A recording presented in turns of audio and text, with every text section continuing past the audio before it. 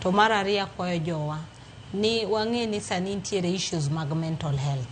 Ka in gi shida dhi mondo iyud kony, mondo ine ng'ato iwuogo mondo konyi.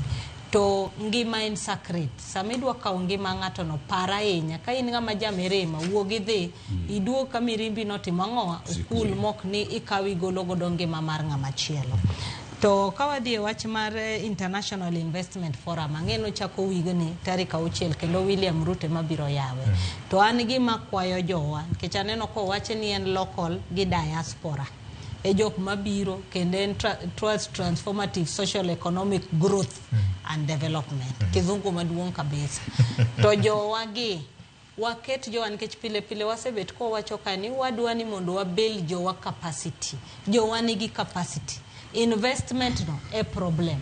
Koro bura mwadhi bedo godo no nyaka wane kaka wapuonjo jowa obed financially sound. Nikech inyalo bedo gi idea no to finances kaka idwa yude en shida.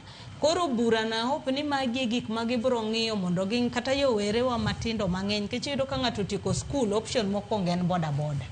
Machielo kar mondo wanyisgi ni kamae kaka inyalo dhi e TVET kata inyalo dhi e Technical Institute. To by the way, Technical Institute go sani be moingo kata mbalariany mineno wate waringo kwatimo ang'owa ka wadhiye. Koro magi conversation monego wanyisgi ni to wa build capacity gi nade. Maparo ni an take away mar bura no en ni wabro ng'eni to ere kaka wa empower various youths, women kata gi nyithindo manitiere to kata jodongo moselonye weche magitimo nade magitimo mondo watapi iluongo ga ni charity begins at home.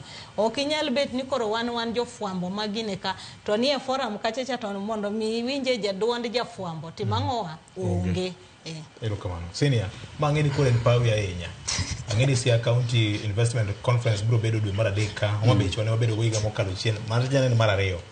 Migori to pok awinjo wach moro amora.